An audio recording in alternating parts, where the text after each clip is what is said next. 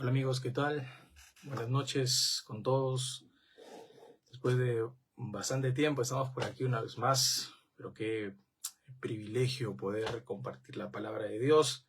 No importa si es tarde, igual sé que la palabra de Dios bendice tanto al que lo está compartiendo como a quien lo recibe y quien lo escucha. Y el día de hoy vamos a hablar de un tema importantísimo dentro de las Escrituras.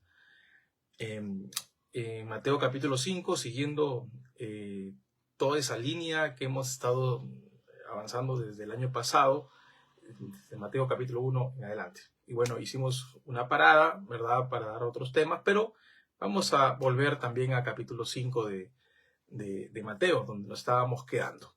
Así que bueno, el día de hoy vamos a culminar Mateo capítulo 5 con la última sección, el último tema encontrado aquí en Mateo capítulo 5. Así que bueno, vamos a orar para que Dios tome control de este tiempo. Padre, en el nombre de Jesús, te agradezco por este momento, Señor, donde sé que tú nos vas a hablar, nos vas a dar luz, Señor, de tu palabra, y te pido que tú puedas ayudarnos a entender este tema y nos puedas también dar la facultad y el poder para aplicar, Señor, lo que se va a hablar, Señor. Dirige este tiempo en el nombre de Jesús. Amén y amén. Y bien, espero que esté sonando chévere el audio. Pero bueno, Mateo capítulo 5, verso 38 en adelante, al 48, vamos a encontrar el tema del amor hacia los amigos. Y créame que ese no es un tema que cualquiera nada más puede ir diciéndolo, porque esto es más que decirlo, es aplicarlo, y a veces del dicho al hecho hay mucho trecho, y de decir que uno puede sentir a realmente sentirlo, puede haber bastante, ¿verdad?, de diferencia entre lo que uno puede decir y hacer. Bueno, el amor hacia los enemigos, verso 38 dice: oísteis que fue dicho ojo por ojo y diente por diente, pero yo os digo, no resistáis al que es malo, antes a cualquiera que te hiera en la mejilla derecha, vuélvele también la otra. Y al que quiera ponerte a pleito y quitarte la túnica, déjale también la capa. Hablar del amor hacia los enemigos es ir en contra de lo que el corazón humano busca constantemente hacer, que es vengarse. Y definitivamente toda la postulación de Cristo en este tema atenta contra la voluntad del corazón carnal de querer buscar sus propias venganzas, su propia justicia, y no esperar en Dios. Prácticamente, en resumen, si quisiéramos acabar ya con el tema y darle el punto central de lo que el Señor nos quiere decir, es: aprendan a esperar en Dios porque Él es justo. Cuando uno toma la iniciativa de querer juzgar o vengarse por su propia mano, entonces las cosas funcionan o están funcionando al revés, sino como Dios quiere que funcione.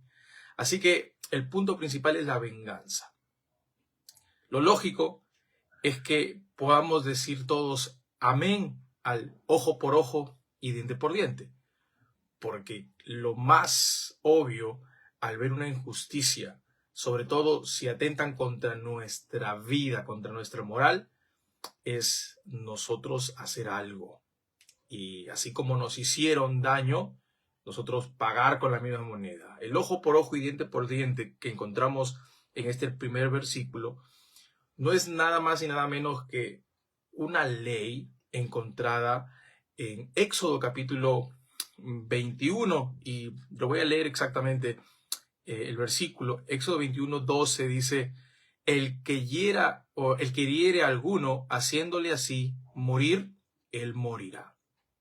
Miren que no estamos hablando de algo que nosotros podamos controlar, ¿verdad? Porque bíblicamente, según la ley de Dios, cualquier persona que atenta contra la vida humana de alguien tiene que pagar con la misma moneda. Pero sigamos en ese capítulo 21 de Éxodo. Dice: en el verso 23 al 25. Mas si hubiere muerte, entonces pagarás vida por vida, ojo por ojo, diente por diente, mano por mano, pie por pie, quemadura por quemadura, herida por herida, golpe por golpe. Y Dios aquí está dando un punto en donde protege la vida del ser humano, trata de salvaguardar a la persona afectada. Él no está tomando un mandato o dando un mandato para que las personas tomen esto a la ligera. Porque en ningún momento el Señor manda a que alguien ejecute su venganza. Dice la Escritura que de Él es la venganza. Pero no siempre a nosotros nos gusta esperar en que Dios se vengue. Es más, hasta hemos puesto en tela de juicio el amor de Dios, porque al decir venganza o Señor, véngame, estamos creyendo que hacemos mal. Pero aunque en cierto punto uno puede ver mal el esperar en Dios para que Él nos vengue, es bíblico.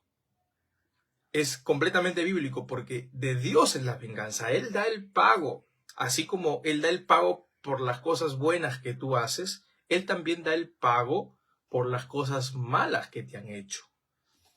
Esperar en Él para que nos vengue puede sonar antibíblico, pero es bíblico.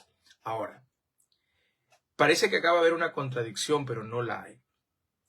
Que tú estés esperando con odio que el Señor haga algo para que te vengue es una cuestión de tu corazón, porque ningún cristiano buscará que a la persona que te hirió, te hizo daño, le pase algo terrible.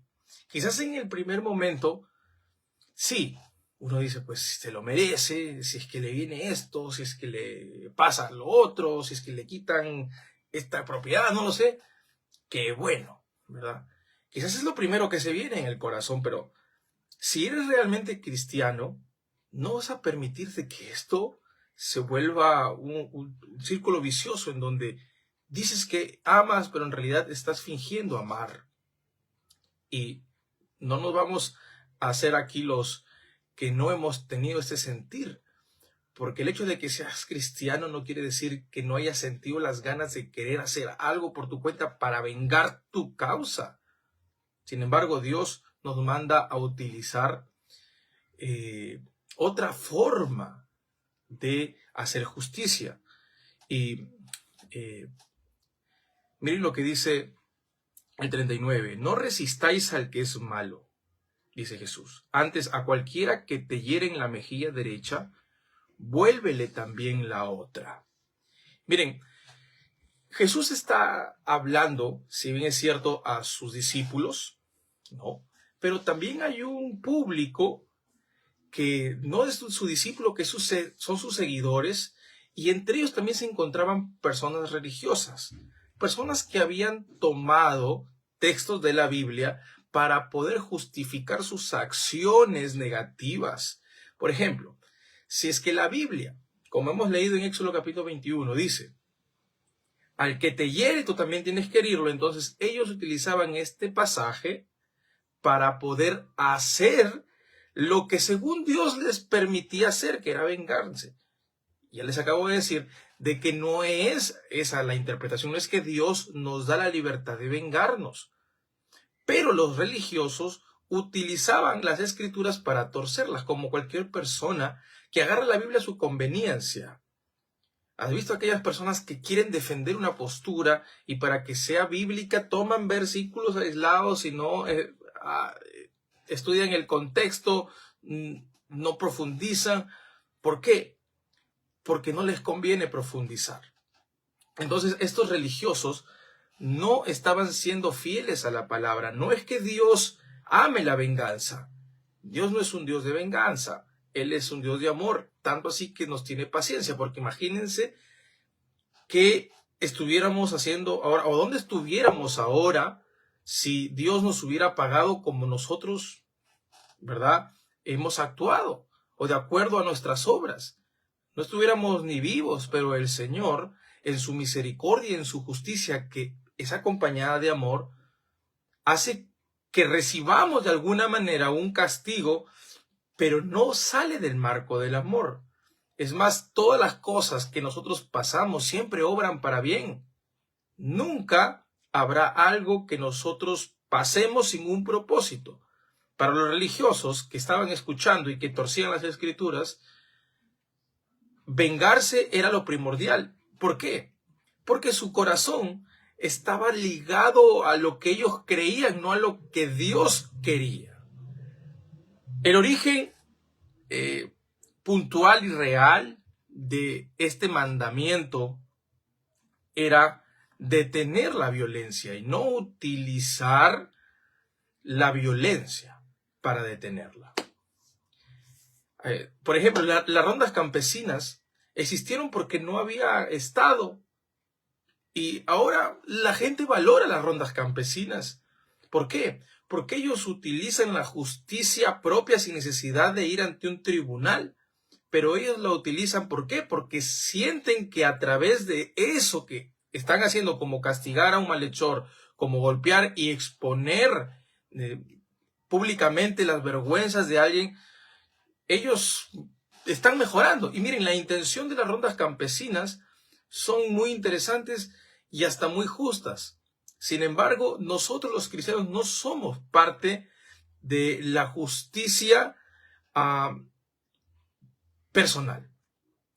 Nosotros amamos la justicia, amamos que las cosas se hagan en orden y correctamente, pero no podemos recurrir a excesos. La vida cristiana tiene límites y a veces nosotros, al ver tanto dolor, tanta crueldad, queremos ir, ¿verdad? Y tomar arras en el asunto. Miren, acá en Chiclayo, ¿verdad? O en el Perú, ¿cuántos casos no hay en donde sicarios van a empresas, dejan explosivos o asaltan o disparan? O sea, todo eso es, pero muy, muy terrible, que a uno lo amarga.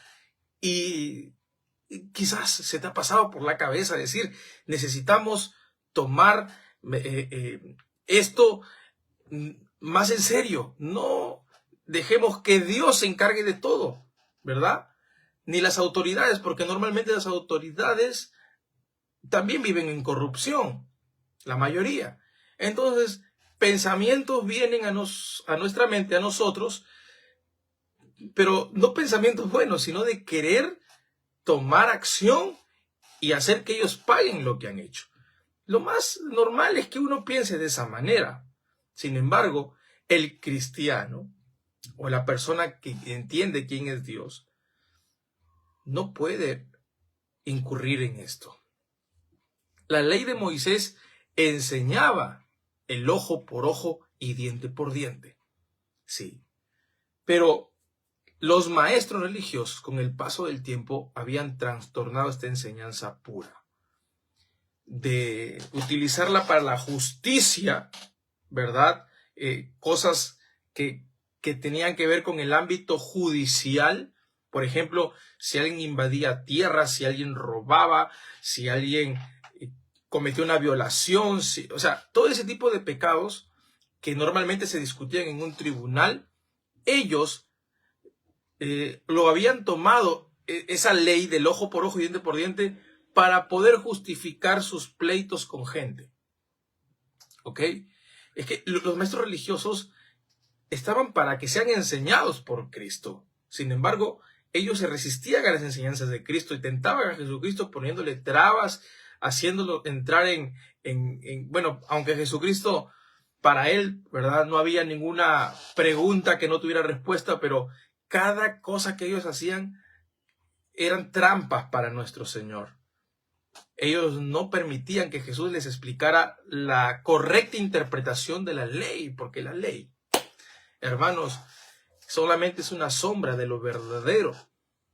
La ley es perfecta, es santa, pero no nos puede hacer comprender completamente la realidad o el propósito para cual fue creada la ley solamente leyéndola, ¿verdad? Sino es que Jesucristo es el correcto intérprete, y eso es algo que los los maestros religiosos no podían comprender, o quizás se resistían a comprender. Entonces, estos maestros movieron este mandato fuera de su esfera propia, que era la ley civil. Y esto ellos estaban utilizando para sus problemas con personas, problemas en discusiones, en que no me caes, en que hiciste el otro. O sea, problemas relacionales no tienen nada que ver con la justicia, en donde ya pues vienen los jueces, ¿verdad? Es una ley civil. Te doy otro ejemplo. Si tú tienes en la Biblia mandatos, ¿verdad? En donde la Biblia está establecido como leyes. Si tú las acatas, ¿ok? Según la Biblia, tú recibirás bendición de Dios. Si no las acatas, recibirás lo contrario. Sin embargo, en la Biblia también existen consejos, no leyes o mandamientos. Si tú aceptas esos consejos, definitivamente te va a ir bien. Y si no aceptas esos consejos, quizás no te vaya tan bien, o quizás no te vaya bien, te vaya mal. Sin embargo, existe una diferencia entre una ley y un consejo. Es que si tú infringes la ley, tu vida espiritual está en peligro. Puedes irte al infierno. Sin embargo, si tú desobedeces un consejo, solamente existe consecuencias en la tierra. Vamos a decirlo. Dios nos exige en la ley: honra a tu padre y a tu madre, en el decálogo de Éxodo capítulo 20. ¿Qué pasa si tú obedeces esa ley? Dios te bendecirá, dice la Escritura, que es el primer mandamiento con promesa. ¿Qué pasa si desobedeces? Si deshonras a tus padres, si los maltratas, entonces tu vida está en peligro, aquí en esta tierra y en la eternidad. Un consejo. Por ejemplo, ve a la hormiga o perezoso, ¿verdad? Que ellas no tienen jefe, no tienen un líder, pero ellas hacen lo que tienen que hacer, guardan, ¿verdad? En verano lo que tienen que guardar, y ellos, ¿verdad?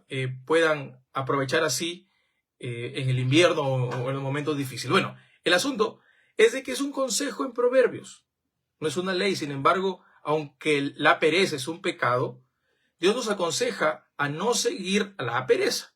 ¿Qué pasa si tú dices, no, bueno, hago lo que tengo que hacer y punto? ¿Te vas al infierno por eso? No, porque puedes simplemente no hacerlo y vivir en esta tierra pobre, ¿no? Sin recursos, sin nada. Pero eso no te va a llevar al infierno. Es más, hay cristianos que piensan que la pobreza es ser espiritual, pero ellos intentan, ¿verdad? De alguna manera acomodar el evangelio a lo que ellos creen. Pero el evangelio es creer en Jesucristo. Los consejos que el Señor nos da es para vivir bien en esta tierra. Son leyes que no atentan contra nuestra salvación si es que las infringimos, ¿verdad? O son consejos que nosotros podemos acatarlas, pero no tienen ninguna consecuencia eterna, una consecuencia que va más allá de nuestra vida aquí en esta tierra. Espero me esté dejando entender. El asunto es que existen estas leyes que son necesariamente para cumplirlas. Pero hay cosas que uno puede cumplir así no.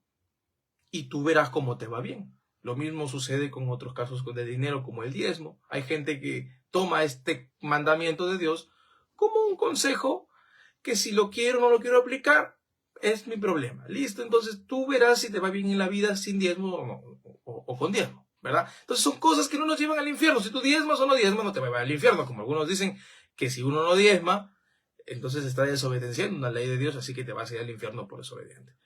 No lo creo, a menos personalmente yo no creo que Dios te mande al infierno porque no diezmas. Sin embargo, es una acción de fe. Trato de darte este ejemplo porque existen problemas morales fuertes en donde se tiene o se necesita un tribunal y pleitos pleitos que se pueden solucionar. Los maestros religiosos utilizaban esta ley del talión o la ley del ojo por ojo y diente por diente para aplicarlo a sus problemas tontos, ¿verdad? Ahora, miren, el verso 39 dice: no resistáis al que es malo, antes a cualquiera que te hiera la mejilla derecha, vuélvele también la otra. Esta palabra no resistáis significa no pelees, no te rebajes, no utilices la violencia. Eso es resistirte. La Escritura, en este caso Jesucristo, nos dice: no resistáis al que es malo, al que merece que tú le resistas, según lo que tú crees, ¿verdad? Si él es malo conmigo, ¿por qué yo no serlo con él? Pero miren lo que sigue diciendo: antes a cualquiera que te hiere la mejilla derecha, vuélvele también la otra. Ahora, tú le dirás: estás loco, ¿verdad, Jesús?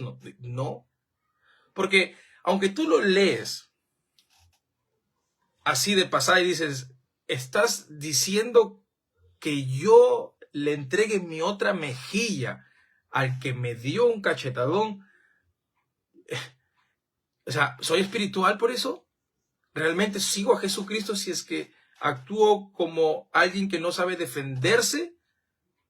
Y no, Jesucristo no está diciendo que tú seas un tonto, un nerf, que te dejes golpear. Jesucristo está diciendo que cualquiera que te dé una bofetada, cualquiera que te hiere, ¿verdad? Que diera la mejilla derecha, vuélvele también la otra, o sea, dale también la otra. El significado no es que tú permitas que te golpeen o que te agredan físicamente. Él lo que te está diciendo es que si es que alguien te humilla, tú no lo humilles. Pero haz un recuento de todo lo que has permitido y no permitido. Yo he tenido momentos en donde no he permitido que alguien me humille. ¿Por qué? Porque uno tiene un límite, ¿verdad? Sin embargo, Jesucristo dice: cualquiera que te hiera en la mejilla derecha, dale la otra. Y les explico un poco con respecto a esto de la mejilla. Jesucristo está hablando en un contexto en donde la humillación en parte tenía que ver con un golpe en tu mejilla. Mira, por ejemplo, la agresión, o sea, tiene que ver tanto con el puño o con la mano abierta. Y golpear, ¿verdad? Un cachetadón. Pero la humillación, si bien es cierto, también se utilizaba, ¿verdad?, la mano, pero no era con esta parte, con la parte abierta de la mano, sino con el dorso, con la otra parte de la mano. Y era así, o sea, te golpeaba así, pero no era un golpe salvaje, sino era una humillación. Entonces Jesucristo está hablando de humillación, o sea, alguien que te agreda no físicamente, sino verbalmente, que te deje mal delante de alguien o de la gente. ¿Y a quién le gusta, verdad, quedar mal?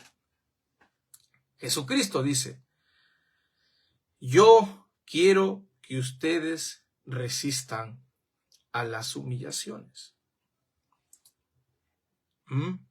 Las humillaciones son momentos en donde pues, uno no quiere pasar, primero. Y segundo, es que cuando ocurre, te dejan heridas profundas en el alma que te pueden durar días en sanar, meses en sanar, incluso años en sanar, dependiendo el corazón que tengas, la fortaleza interna que tengas, la espiritualidad que tengas. Y Jesucristo nos manda a permitir que nos humillen. Y esto suena un poco extraño, pero es algo que Jesús mismo vivió. Porque él, cuando estaba siendo interrogado, a Jesús lo trataron mal, hablaron blasfemia contra él, lo humillaron, lo golpearon, pero él no respondió de la misma manera. Y Jesús no está hablando algo que él no vivió. Él vivió para que nosotros aprendamos a hacer lo mismo. La humillación de él no solamente fue un golpe, sino que realmente fue algo público. La gente empezó a ver lo que supuestamente él estaba haciendo mal. Pero él no estaba haciendo nada mal. La gente lo trató como él no se lo merecía, como a ti te pueden haber estado tratando de la misma manera. ¿Por qué me tratan así? ¿Qué he hecho yo? Jesús reiteradas veces dijo, si conmigo hacen esto, si del árbol verde hacen esto, imagínense ustedes, ¿cuánto más? El discípulo no es mayor que su maestro. Si conmigo lo han hecho, también esperen que ustedes lo hagan. O sea, la humillación, aunque se ve mal, forma parte de la cristiandad. Si tú estás siendo humillado, quiere decir que te estás pareciendo de alguna manera a Jesús. Y para que te parezcas de manera completa, tienes que aprender a resistir. Resistir la humillación. ¿Qué es lo que te humilla? Puede llegar a soluciones prácticas. Dios ha puesto en nuestros corazones sabiduría para arreglar conflictos. Sí, puedes hablar con quien te ofende, puedes hablar con la gente que, no sé, está hablando a tus espaldas, puedes ir a tu pastor, puedes hacer diferentes cosas. Pero aún así, si no se solucionaran esas cosas, entonces tú tienes que aceptar este consejo. Un consejo que quizás la gente no te va a aplaudir aquí en la tierra, pero de hecho que el Señor sí lo hará. Miren, 2 Corintios capítulo 11, verso 20 dice, pues toleráis si alguno os esclaviza, si alguno os devora, si alguno toma lo vuestro, si alguno se enaltece, si alguno os da de bofetadas. Miren qué interesante, porque a pesar de que Pablo estaba exhortando a los corintios, está diciendo una verdad que ellos vivían. Ellos estaban tolerando algo que nosotros muchas veces pasamos por alto, la tolerancia. Qué difícil esa palabra. Alguien nos dice algo que nos ofende y nos encendemos, ¿verdad? Como fosforito. Cristo nos da a entender de que la tolerancia es la identidad, parte de la identidad del cristiano. Si tú eres creyente, vas a tener tolerancia. Ahora, miren el verso 40. Y al que quiera ponerte a pleito y quitarte la túnica, déjale también la capa. Y a cualquiera que te obligue a llevar carga por 1 milla, ve con el 2. Jesús está dando indicaciones muy, pero muy difíciles para el ser humano. Porque definitivamente la vida cristiana no se puede vivir en la carne. Esto solamente se puede vivir en el espíritu. La vida cristiana no es para carnales. La vida cristiana es para gente espiritual. Tú te vas a dar cuenta que cuando más pasas tiempo con Dios, más puedes resistir injusticias, humillaciones. Pero cuando pasamos poco tiempo con Dios, poco tiempo en las Escrituras, nuestra carne empieza a exaltarse. La vida espiritual, como dice Romanos capítulo 8, es en el espíritu. La misma palabra espiritual viene de allí. Espíritu. Nadie puede andar conforme al espíritu, conforme a la carne y vivir agradando a Dios. Porque es el espíritu quien nos lleva a agradar a Dios en todo. Y si nosotros queremos hacer esto, sin la ayuda del espíritu nos vamos a ensartar, hermanos. Vamos a vivir sintiéndonos pecadores. ¿Por qué? Porque no, el Señor da consejos imposibles. Pero miren, al que quiera ponerte a pleito y quitarte la túnica, déjale también la capa. En serio, si alguien me quita la ropa, yo tengo que dejarle también mi capa.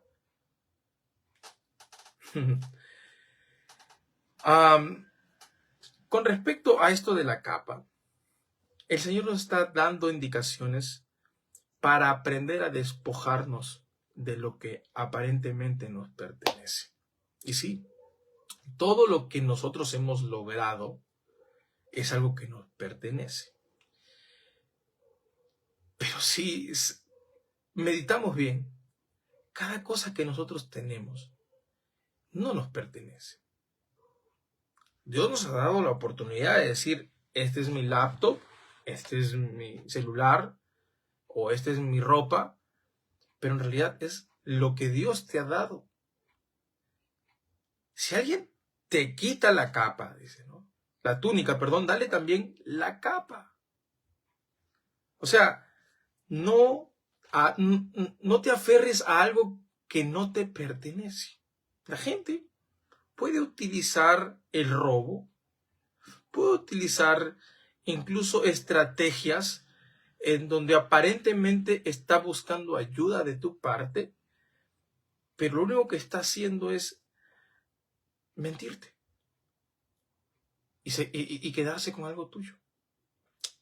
Jesús dice, ustedes no pueden utilizar la venganza, no pueden utilizar este texto del ojo por ojo, diente por diente, para vengarse de aquellas personas que se apropian de lo que tienen. Y esto es bien complicado. ¿Por qué?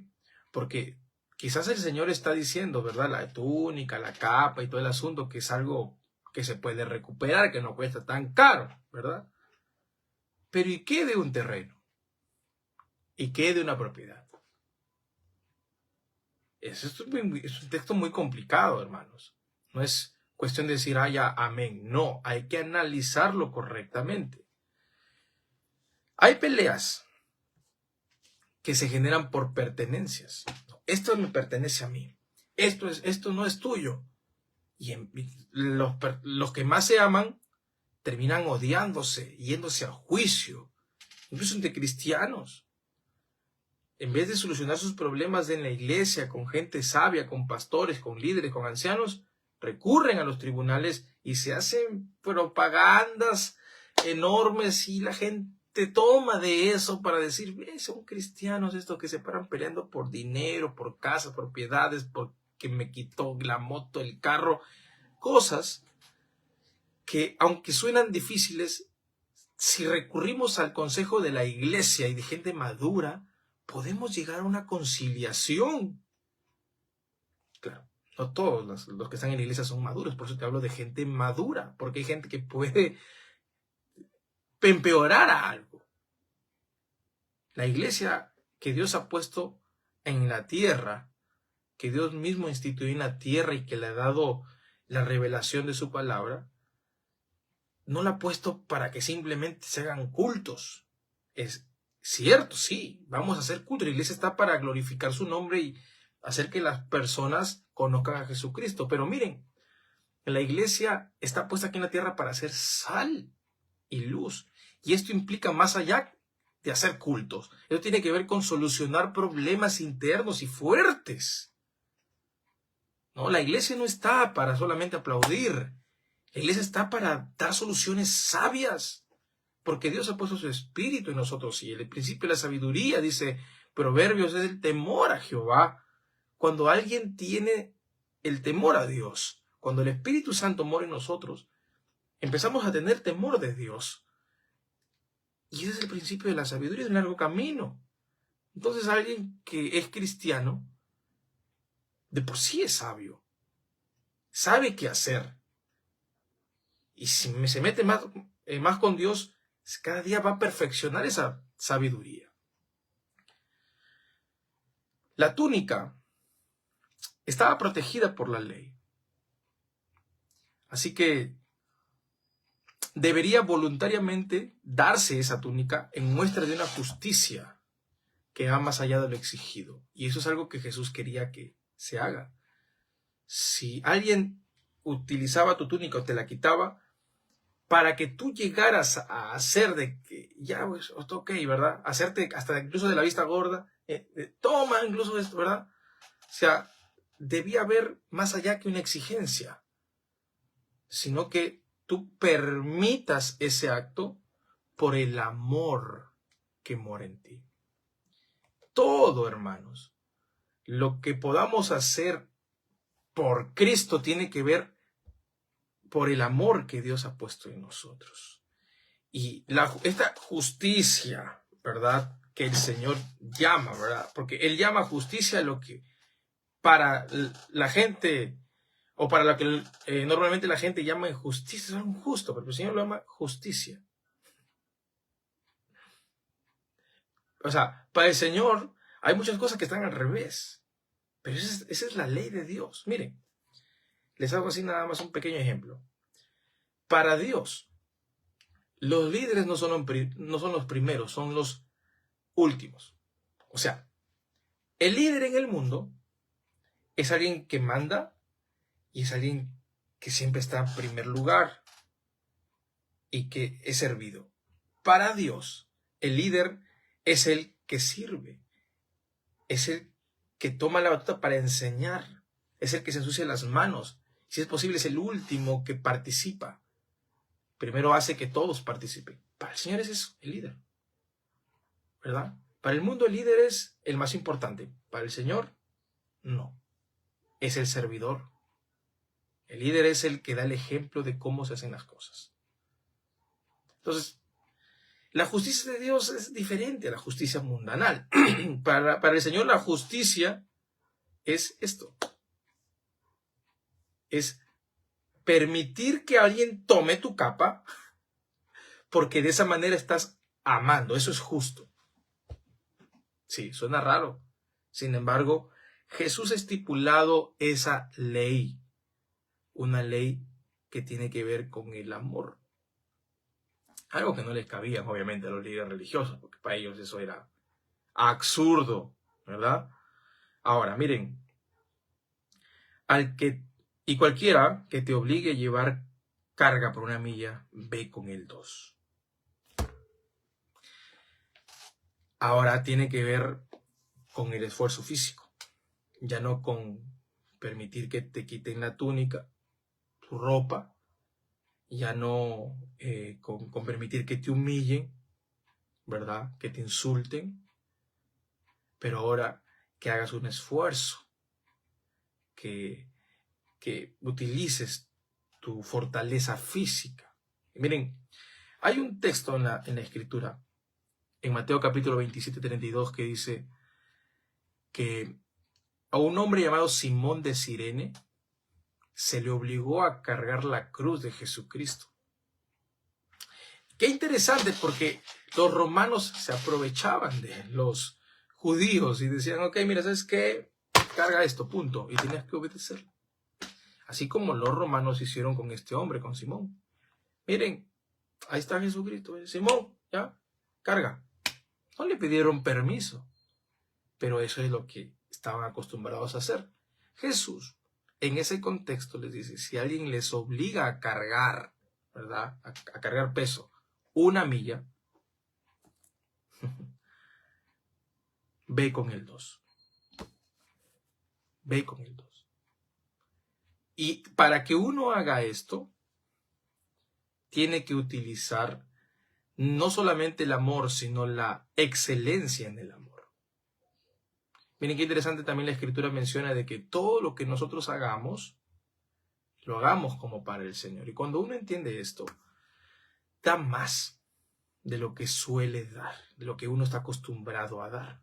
En el trabajo, si alguien te pide que hagas algo, lo hago y punto, me lo pidieron y ya está, lo hice con las justas, ¿verdad? Porque me lo pidieron.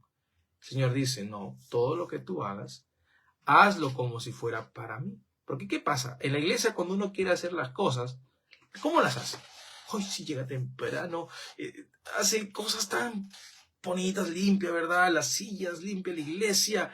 Y, muy bien, lindísimo, ¿verdad? Lo haces para Dios, para mí. Supuestamente solo eso es para mí. Pero ¿qué ocurre con la chamba? ¿Qué ocurre con la familia? No tiene que ser el mismo sentir. Esto es algo que tiene que ver incluso con la Iglesia Católica, porque ellos creían de que la vida espiritual solamente se practicaba en la iglesia o en el templo, ¿verdad? Pero no se puede separar la vida espiritual de lo disque secular, porque lo secular como lo expliqué en otro momento, abarca casi todo nuestro día, toda nuestra vida. ¿Cuánto tiempo pasamos en la iglesia o en los cultos en el templo? 2, máximo 3 horas cada 2 días, interdiario, o algunos tienen culto todos los días. Pero no podemos reducir servir a Dios solamente 2 horas en la noche. Tenemos que servirlo en todo el día. Y eso conlleva a pensar en el Señor en todo lo que hacemos, en cualquier cosa que hagamos. Cuando Jesús dice, si alguien te obliga a llevar, ¿verdad?, una carga, 1 milla, ve con él 2. Utiliza la excelencia. Demuestra que tú puedes dar más de lo que tienes. Jesús espera de sus discípulos este tipo de actitudes porque, o sea, ¿cómo van a representar a Jesús? Parece que es una valla alta, pero es la valla de Cristo.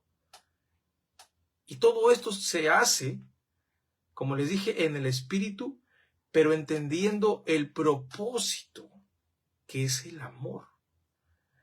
Miren, hace unos meses atrás entendí de que la gente es el prójimo. Y la Escritura dice que debemos amar al prójimo como a nosotros mismos. Pero ¿qué hacemos nosotros? ¿El prójimo quién es? Para nosotros el prójimo es la gente que está más cercana a mí. Pero no. El prójimo es la gente que te rodea. Eso incluye a las personas que no conoces, a las personas que son difíciles. Eso es el prójimo. Cuando alguien entiende esto del prójimo, empieza a ver a las personas no como peces, ¿verdad? Como clientes, sino como gente, como personas que tienen sentimientos, como personas que tienen necesidades. Si nosotros empezamos a ver a la gente como prójimo, las tratamos con amor. Sí, yo sé que no puedes sonreírle a todo mundo, pero tratarlos con amor, darles una palabra muy diferente, ¿verdad? A cómo de repente ellos están acostumbrados a escuchar que son lisuras, que son negativas, ¿no? Tu prójimo debe recibir de ti palabras de vida eterna, porque es lo que Cristo pone en nuestro corazón. Entonces, cuando entendemos esto del prójimo, no hacemos las cosas porque nos exigen hacerlas, sino porque está en nuestro ADN espiritual cargar 2 millas, aunque para la gente esto sea tonto, ¿verdad? ¿Cómo es posible que te dejes mandonear? ¿Cómo es posible que tú hagas esto? ¿Acaso no te pasa? O sea, cuando tú haces esto, incluso las puertas se te abren. Esto es una técnica de Cristo para que empieces a recibir sus bendiciones. No vamos a hablar de esto hoy día, pero tiene que ver mucho con la preparación para recibir más de lo que estamos acostumbrados a recibir de Dios. Siempre dar más nos da más, ¿verdad? La Escritura lo menciona, el que siembra escasamente segará. El que siembra generosamente segará. ¿Cómo eres tú? ¿Siembras bien o siembras mal? Ya depende de ti, ¿verdad? ¿Por qué? Porque está en tu corazón hacer las cosas bien o excelente, ¿verdad? No vamos a dar clases de excelencia el día de hoy, simplemente estamos, o en este caso estoy tratando de hacerte entender lo que el Señor quiere decir, creo yo, en este capítulo. 42. Y al que te pida dale, y al que quiera tomar de ti prestado, no lo rehuses. Con respecto a los préstamos, ¿verdad? La Escritura menciona también de que debemos ser gente que no le deba nada a nadie. Incluso si es que tú pides prestado, tú te haces esclavo del que te prestó.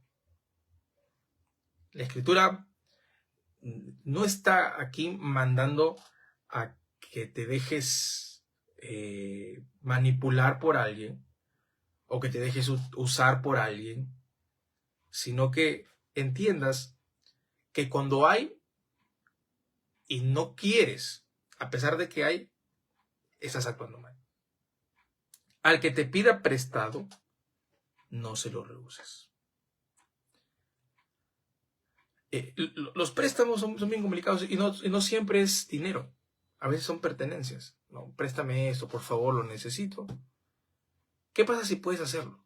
Pero no lo haces porque por miedo que se lo quede, porque ya tiene mala fama de nunca devolver nada. El Señor dice, considera el préstamo. Al que te pida prestado, ¿verdad? Al que te pida, perdón, dale, y al que quiera prestar de ti o tomar de ti prestado, no se lo rehuses. Hay que meditar bien en este texto, porque no está hablando de no analizar los préstamos, sino a considerar que podemos nuevamente equivocarnos. Ahora, te quiero leer un texto. Romanos capítulo 13, verso 1 al 4. Dice, sométase toda persona a las autoridades superiores, porque no hay autoridad sino de parte de Dios, y las que hay por Dios han sido establecidas. De modo que quien se opone a la autoridad a lo establecido por Dios resiste. Y los que se resisten acarrean condenación para sí mismos. Porque los magistrados no están para infundir temor al que hace el bien, sino al malo. ¿Quieres, pues, no temer la autoridad? Haz lo bueno, y tendrás alabanza de ello, porque es servidor de Dios para el bien. Pero si haces lo malo, teme, porque no en vano lleva la espada, pues es servidor de Dios, vengador para castigar al que hace lo malo. Este texto de al que te pida dale, al que te pida prestado, ¿verdad? No se lo rehuses. No está acariciando la sinvergüenzura de aquellas personas que te piden prestado y nunca te pagan o que nunca te lo devuelven. Sí, al prestar de nuevo a alguien, sabiendo cómo es, puede hasta sonar irresponsable, pero el Señor nos manda a hacerlo, hablando, dejando en claro, no le rehuses. O sea, esta palabra no rehuses, o sea, no implica hacer las cosas a ciegas, sino a tener un tacto al momento de hacerlo. Las autoridades que el Señor ha puesto en la tierra están por algo. Siempre he dicho de que una casa sin papá no tiene orden, pero existen incluso padres de nombre, pero que no ponen orden. O sea, el papá, por Dios mismo, ha sido instituido en el hogar como cabeza, el padre, ¿verdad? Incluso dice la Escritura que el hombre o el esposo es cabeza de la mujer, ¿verdad? Cristo es la cabeza del hombre y Dios es la cabeza de Cristo. O sea, siempre este punto de la autoridad es importante. La autoridad no tiene por qué afectarnos ni en la iglesia, ni en el hogar, ni en el trabajo, ni en ningún lugar. O sea, la autoridad está puesta e instituida por Dios. Y estas autoridades son las que pueden juzgar entre lo bueno y lo malo. O sea, si tú prestas dinero o si tú prestas un artículo y no lo devuelves, existen autoridades espirituales para corregirte. Primeramente, si eres cristiano, no te vas a ir a un inconverso a que te aconseje qué hacer con alguien que se quedó con lo que tengo, ¿verdad? Tienes que ir y encararlo. La Escritura pone un orden. Dice, llámalo, corrígelo, exhórtalo. Muy bien, si no te atiende, llama a más gente, ¿verdad? A testigos para que lo sigan exhortando, para que entre en razón. Pero aún así, si no entra en razón, no vayas afuera. sigue acudiendo a ese cuerpo de Cristo, que es la iglesia. Dice, luego llama, ¿verdad?, a la iglesia y tómalo como publicano, pero aquí está solamente enfocándose en la iglesia, no está enfocándose afuera. ¿Por qué? Porque Dios ha puesto autoridades, tanto en la iglesia como en el hogar. Si tienes problemas en tu casa, no te vas a ir a contar al vecino, ¿verdad?, tus problemas de casa, porque hay autoridades en tu casa, tus padres, tus tíos, si fuera posible, porque son hermanos de tus padres, que te puedan aconsejar y no ir afuera y ventilar los problemas que suceden en tu hogar. Pero ¿qué hacemos nosotros? Contamos, ventilamos, y ahí es donde se pierde todo. Cristo ha instituido autoridades para hacer justicia y poder vivir ordenadamente en esta tierra como luz. Porque el hecho de que seamos luz, hermanos, aquí, ¿verdad?, en la iglesia, en el mundo, no quiere decir que no tengamos problemas. Sí, los vamos a tener.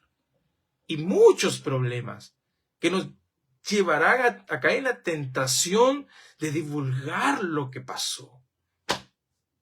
He conocido casos de realmente problemas muy duros que se han expuesto y hasta el día de hoy, pues, son casos muy, muy, muy difíciles de aceptar. Jesús no nos manda a callar la injusticia.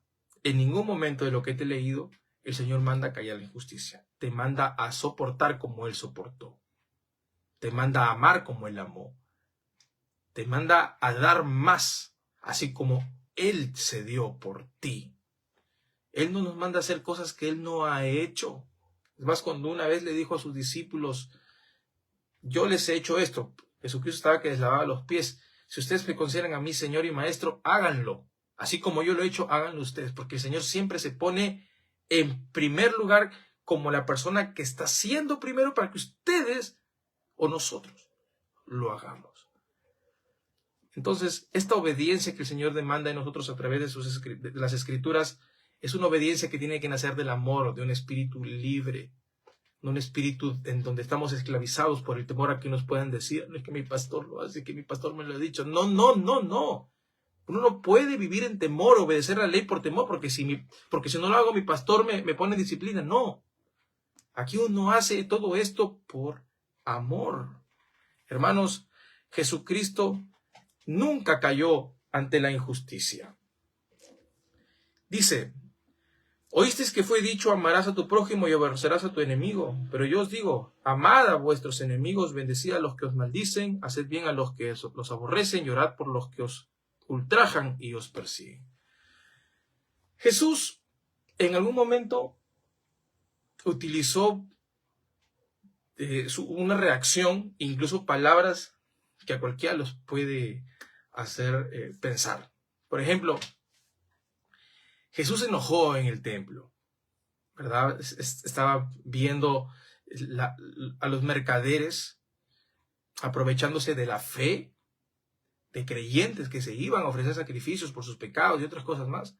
Y dijo, ustedes han convertido la casa de mi padre en una cueva de ladrones. Entonces Jesús utilizó su enojo, un enojo que él tuvo, un enojo santo, un enojo de verdad, para poder acabar con esto. Jesús nunca se escondió la injusticia. Utilizó incluso palabras como dígale esa zorra, ¿verdad? Palabras que para nosotros, pues, ¿cómo que es posible que le diga zorra? Si no me equivoco, fue a Herodes, ¿verdad?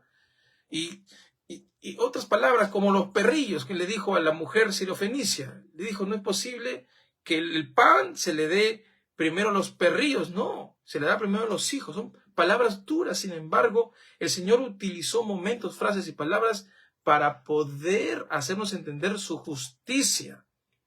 El Señor jamás utilizó una actitud para confundirnos, no. Él siempre estaba a favor de defender los derechos de un hijo, de defender la integridad de la casa del Padre, que será llamada casa de oración, de no permitir que un rey o una autoridad esté por encima de él, en el sentido moral o espiritual, haciendo de que se obstruya la obra de Dios. Por ejemplo, también ocurrió con su madre y sus hermanos cuando él estaba predicando. ¿Qué ocurrió? Jesucristo estaba compartiendo en su casa, ¿verdad? O en este caso, según estudios bíblicos, en la casa del apóstol Pedro. Pero él se encontraba en su casa, es en Capernaum. Bueno, el asunto es que interrumpen a Jesús, ¿verdad? Dicen, Jesús, tu madre y tus hermanos están que te llaman, te están buscando. ¿Y Jesús qué respondió? ¿Quiénes son mi madre y mis hermanos? Todos los que hacen la voluntad de mi Padre, ellos son. Bueno, ¿Jesús fue atrevido? No. Pero estaban obstruyendo lo que él estaba haciendo. Estaban interrumpiendo su misión. Él necesitaba compartir el mensaje del Evangelio, su mensaje. Entonces, nosotros debemos entender de que la justicia no es algo que el Señor está a nosotros diciendo, no permitas que la justicia abogue por ti. No, Jesucristo está haciendo que nosotros podamos soportar ciertas injusticias, no que aplaudamos de justicia, soportar, porque la justicia de que llega. Ahora, qué interesante esto que hemos leído de amarás a tu prójimo y aborrecerás a tu enemigo. Es lo que fue dicho, ¿verdad? Pero yo te digo, dice Jesús, amad a vuestros enemigos, bendecid a los que os maldicen. Primero, es que vean ustedes que en ningún texto del Antiguo Testamento se le manda a alguien a odiar al enemigo. Eso es una interpretación torcida de los líderes, de la gente que decía, bueno, ¿y ahora qué podemos decir? Yo creo que esto debería ser nuestro estandarte. La gente que nos hace daño, hay que hacerle daño también. Hay que odiar a nuestro enemigo. Hay que maldecir a los que nos persigan, a los que nos maldicen. Pero Jesús, mira qué dice, amad a vuestros enemigos, bendecid a los que os maldicen, hacer bien a los que os aborrecen, llorad por los que os ultrajan y os persiguen. Miren, esto, definitivamente Jesús está hablando en primera persona, porque lo estaba viviendo y lo viviría de una manera más profunda cuando estaba a punto de ir, ¿verdad?, a la cruz del Calvario. Pero Jesús está diciendo que nosotros podemos utilizar el bien para vencer el mal. Nos dijo el apóstol Pablo, utilicen el bien para vencer el mal. No sean vencidos del mal, sino utilicen el bien para vencer el mal. Qué interesante esto. Porque, miren, amad a vuestros enemigos, ya es un acto extraño.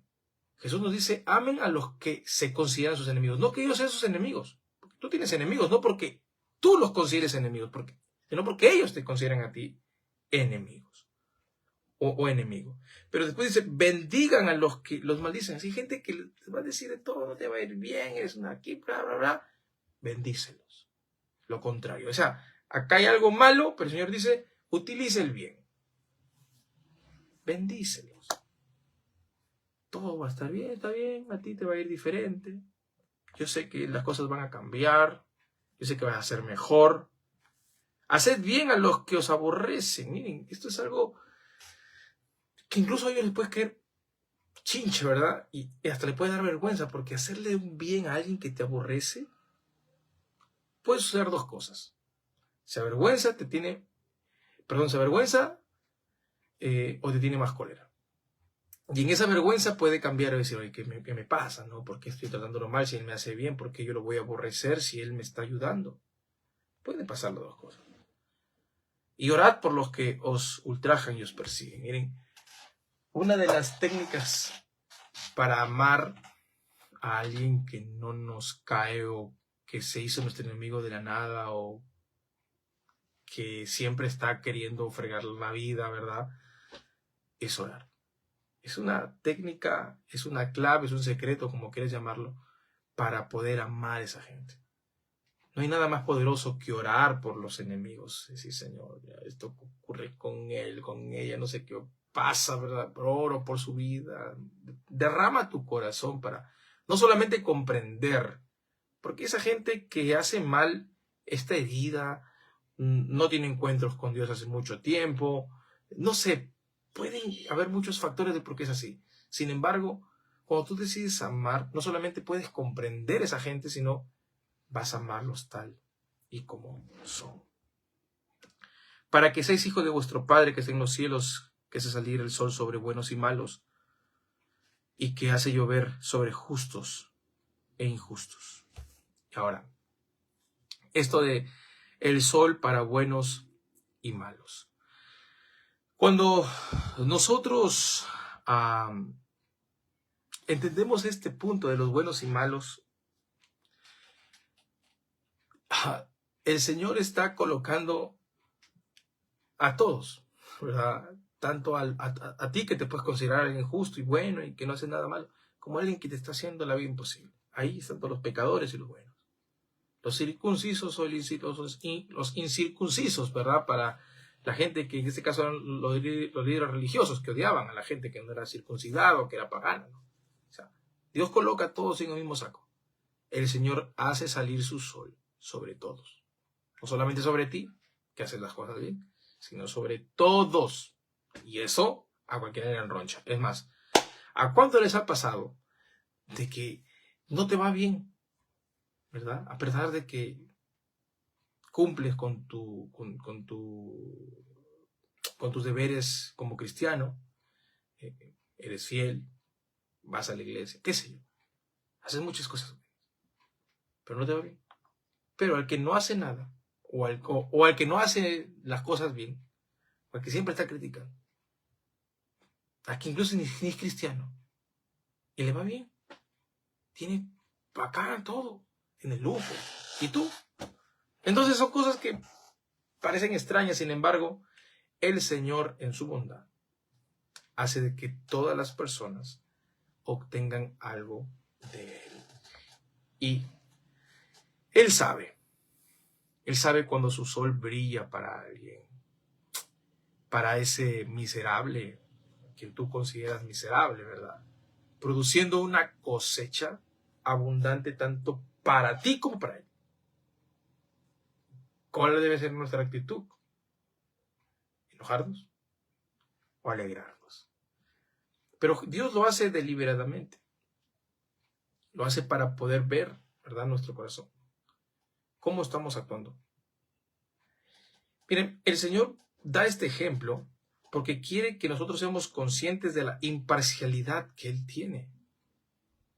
Él es bueno con quien quiere ser bueno. Es más, si nos ponemos a pensar en dónde estamos ahora, es porque Él es bueno, no porque nosotros lo merecíamos. Si retrocedes unos años atrás y dices, bueno, yo no merecía nada, yo no merecía ni siquiera estar en la iglesia, ¿no? O sea, conocerlo, de ser tal por cual a ser un hijo de Dios. No lo mereces, nadie merece nada bueno. Sin embargo, a Dios le plació escogerte, limpiarte, llenarte de su espíritu y que ahora seas parte de su pueblo. De ser un hombre desventurado a ser un hombre bendecido. Esa es la imparcialidad de Dios, porque escoge lo vil, lo menospreciado, lo que no sirve, lo que está pútrido y que no vale para el mundo. Y lo hace valioso. Y ese es Dios. Dios quiere hacer entender a este pueblo, a este público, de que no puede haber imparcialidad, que no puede haber preferencias, ¿no? De que tú sí eres bueno, que tú no, porque Dios está dándonos a entender de que el amor no hace distinción. Puede que tú te consideres la persona más buena y más pura y más santa, pero eso, si realmente tú vives una pureza y santidad, no te va a hacer excluir a nadie.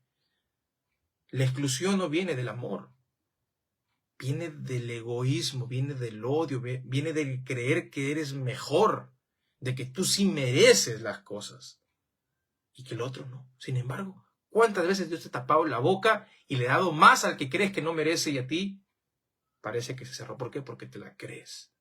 El día que tú te la creas, las puertas, las ventanas de los cielos se cierran. Porque el Señor dice en la Escritura que Él humilla al que se enaltece, al que se la cree, pero ¿cómo enaltece, cómo prospera al que se humilla? Al que dice, no, pero yo no merezco nada, yo todo lo que tengo es gracias a Dios. Yo solamente soy el que porta, o sea, el que está con las manos abiertas y dice, gracias a Dios, gracias, todo es por ti. El otro no. El otro dice, esto me pertenece, esto lo merezco porque yo lo trabajé. Entonces, Dios no hace un amor discriminatorio. Es más, el amor no es discriminatorio. El amor no discrimina. Porque si amáis a los que os aman, ¿qué recompensa tendrán? ¿No hacen también lo mismo los publicanos? Si saludáis a vuestros hermanos solamente, ¿qué hacéis de más? ¿No hacen también así los gentiles? Sed pues vosotros perfectos como vuestro Padre que está en los cielos es perfecto. Eso tiene que ver, la palabra perfección que no tiene que ver con algo acabado, sino con madurez. El maduro quiere cada día crecer más. El que no es maduro cree que ya lo sabe todo. Y alguien que sabe, que no sabe, bueno, acá es un juego de palabras,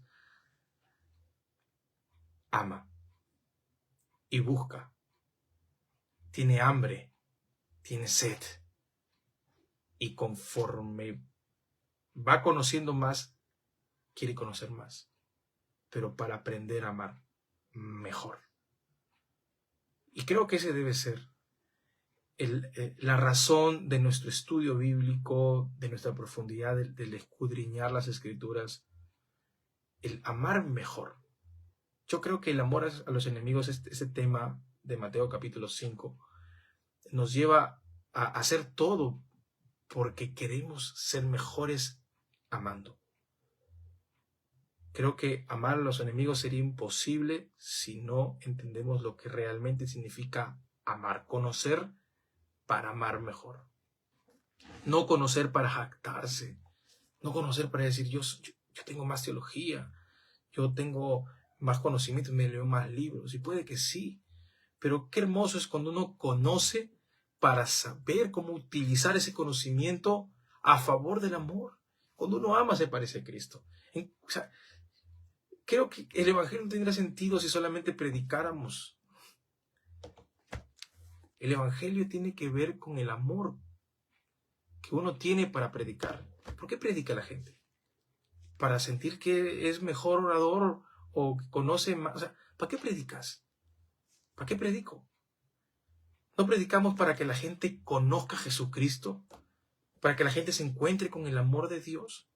¿Acaso no predicamos para que la gente sea mejor por la palabra de Jesucristo?